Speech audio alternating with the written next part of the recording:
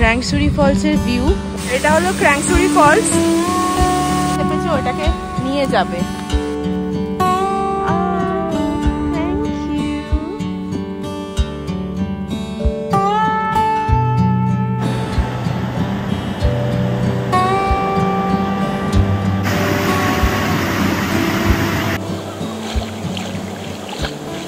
Good morning everyone, welcome back to my channel in Simply Guria. আজকে আমাদের মেঘালয়ের day 4, তো কালকে ডে 3 এর ভিডিওটা আমি কালকে এন্ড করতে পারিনি, টায়ার্ড হয়ে গিয়েছিলাম কালকেও ভীষণভাবে। তো খাওয়া দাওয়া করে হোটেলে এসে আমরা শিলংয়েই ফিরেছি। তো শিলংয়ে ডে 1-এ আমরা যেই হোটেলটায় ছিলাম ক্লাউড সোশ্যাল, সেটাতেই রয়েছি। যারা আমার ডে 1-এর ভিডিওটা দেখোনি তারা যাও, গিয়ে আমার চ্যানেলে ডে 1-এর ভিডিওটা চেক আউট করে নাও, তো তারা দেখতে পাবে আমরা কোথায় স্টে করছি। ডে 5-এ আমরা গুয়াহাটি যাব, তার আগে আমরা শিলংয়ে সাইট সিন করে তারপরে যাব। তো আজকে ওয়েদার খুব ভালো, এখনো অবধি খুব সুন্দর রোদ উঠেছে। এই হলো শিলংয়ের ট্রাফিক, পর গাড়ি লাইন দিয়ে দাঁড়িয়ে, আমাদের আগেও এরকম লাইন দিয়ে গাড়ি দাঁড়িয়ে রয়েছে। সকালবেলা তো ট্রাফিক, আমরা তাড়াতাড়ি বেরোলাম আজকে, তারপরেও আজকে এতটা ট্রাফিক যে স্পটে পৌঁছাতে অনেকটাই মনে হচ্ছে দেরি হয়ে যাবে। তার মধ্যেও বেরোতে পারেন, সব থেকে বেস্ট। আর নিজে কটায় বেরিয়েছো? নিজে তো রেডি হয়ে গেছিলাম তো। আচ্ছা তাই?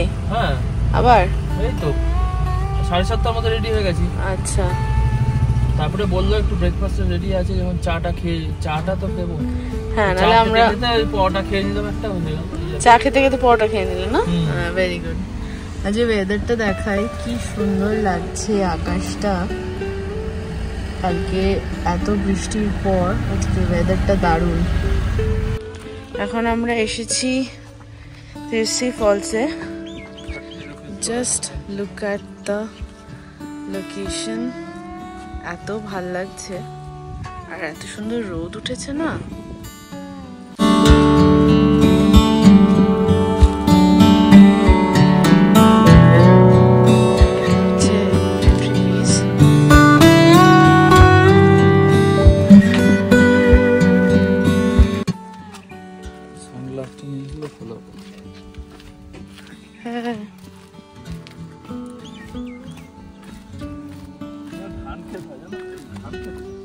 ধান ক্ষেত না? হ্যাঁ,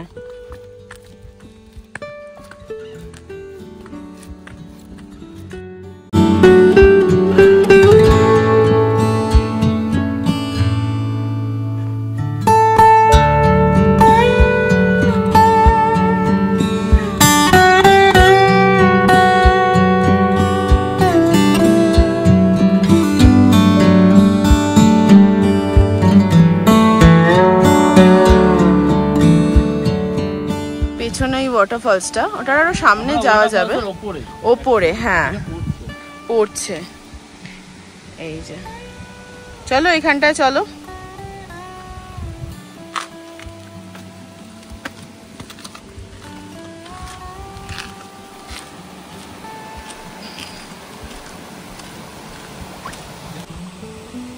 ওয়াটারফলসটা অনেকটাই নিচে, এই যে এখান দিয়ে ফলসটা হচ্ছে স্টেপে স্টেপে। হ্যাঁ, আর এটা হচ্ছে পুরো ধান ক্ষেত।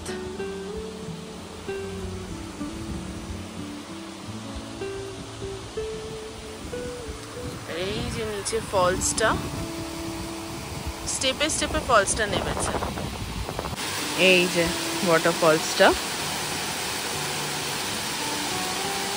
ওইখান থেকে পড়ছে এই নিচ অব্দি। ওইখানে একটা পাহাড়ি গাছ দেখতে পেয়েছে, এখন ওর মাথায় চেপেছে, ওইটাকে নিয়ে যাবে। তোমাদেরকেও দেখাই গাছটা, বাট এটা শেকড়টা অনেক ভেতর অব্দি।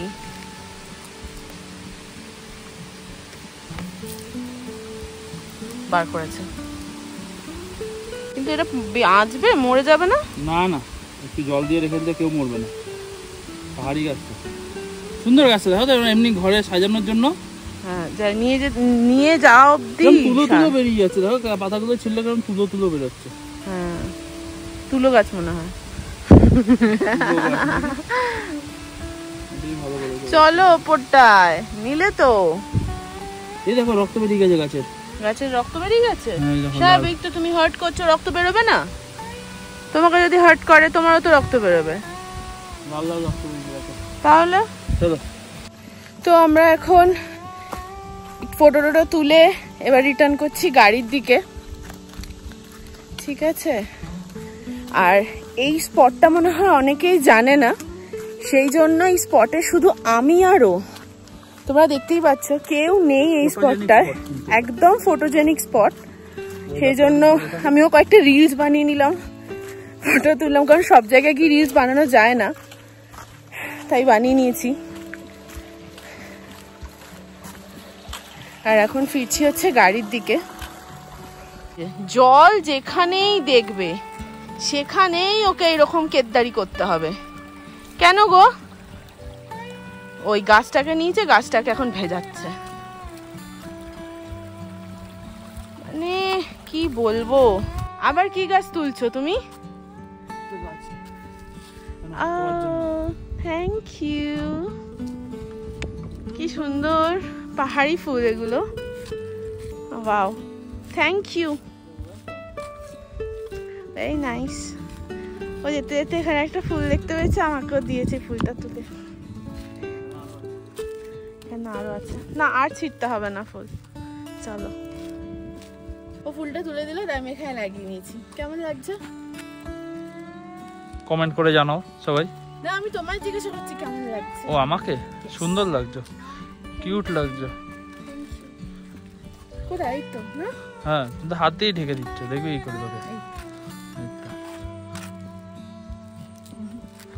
সুন্দর লাগছে। চলো যাই, গাড়িটা আমাদের ওইখানে দাঁড় করানো, ওই যে হোয়াইট, ওই যে সাদা হোয়াইট।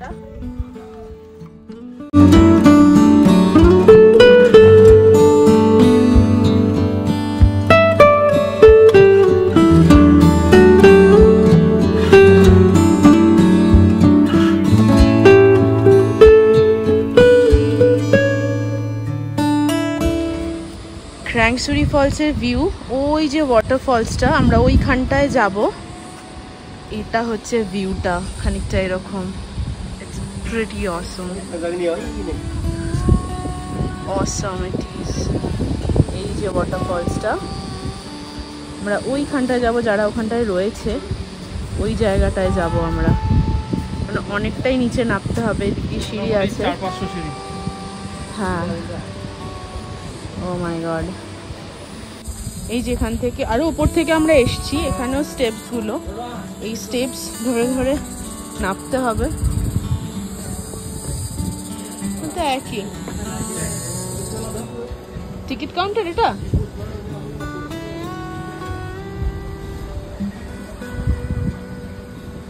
এটা হলো ক্র্যাংসুরি ফলস। কি সুন্দর জলটা, একদম নীল।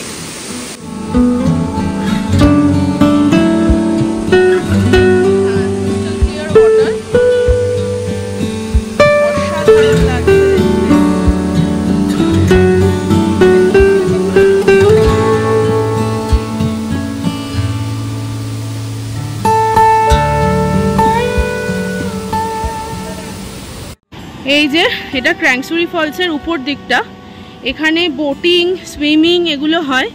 এটা ছোট, ওটা একটু বড়। তো এখান থেকেই জলটা পড়ছে নিচে। যে ওয়াটারফলটা তোমাদেরকে দেখালাম, ওই ওয়াটারফলটা এখান থেকেই আর কি পড়ছে জলটা। তো আমরাও ভাবছি যে একটু স্নান করব। আর এখানে লাইফ জ্যাকেট ছাড়া অ্যালাউড নয় সুইম করা, মানে স্ট্রিক্টলি প্রহিবিটেড।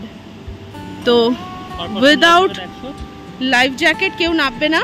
আর লাইফ জ্যাকেটের পার পার্সন কস্ট হচ্ছে 100। আর কেউ যদি বোটিং করতে চাও তাহলে সেটা হচ্ছে 200 রুপিস। লাইফ জ্যাকেট পুরো রেডি হয়ে গেছে, ঠিক আছে। হ্যাঁ, পেমেন্ট अभी करना है, आके करता हो ना, করে দাও পেমেন্ট। তো পেমেন্টটা এদের আগে, ঠিক আছে। এই যে এখানে লাইন দিয়ে লাইফ জ্যাকেট পাওয়া যাচ্ছে 100 রুপিস করে। ছেলেরা আসলে এমনি চেঞ্জ করে নিতে পারবে, বাট ফর গার্লস ওই নিচে ওই জায়গাটা করে নিচে চেঞ্জিং রুম আছে, ওয়াশরুম কাম চেঞ্জিং রুম সবটা আছে, তো তোমরা ওখান থেকে করতে পারবে। Careful, it's looking awesome. হাত দাও, আমাকে টেনে নামাবে না, আমি একটা সুন্দর পাথরের উপর বসে আছি।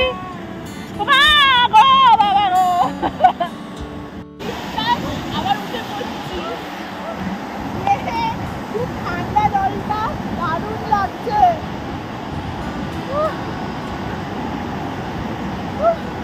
ওই দিকটা ভেসো না, এদিকটা করে ভাসো, এদিকটা করে ভাসো। আরে ধরে ধরে চলে যাও, কিচ্ছু হবে না, দাঁড়াও ওর মধ্যে। আরে ডুববে না তো, তুমি বসে পড়লেও ডুববে না, তোমার মাথা ডুববে না। তুমি তোমার বডি সামলাতে পারছো না। দেখো কি ভয় পাচ্ছে, দেখো আমি ধরে রেখেছি, এর আগে আবার জলে লাফাবে, কি ভয় পাচ্ছে দেখো। জল ছেড়াবে না।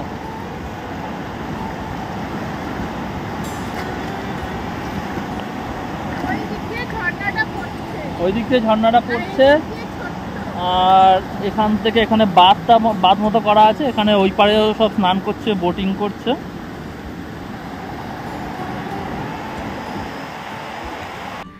আমরা তো এখানে ভীষণভাবে এনজয় করছিলাম। এই জলের এই জায়গাটা দেখে না, যতটা দূর থেকে মনে হচ্ছিল কোনো ডিপই নয়, কিন্তু পুরো জায়গাটার মধ্যে বিশাল বড় বড় গর্ত ছিল, যে গর্তগুলো 6 ফুটের মতো ডিপ ছিল। মানে ওই গর্তগুলোর মধ্যে পা ঝুলিয়ে তোমরা বসে থাকতে পারবে, এতটাই ডিপ রয়েছিল।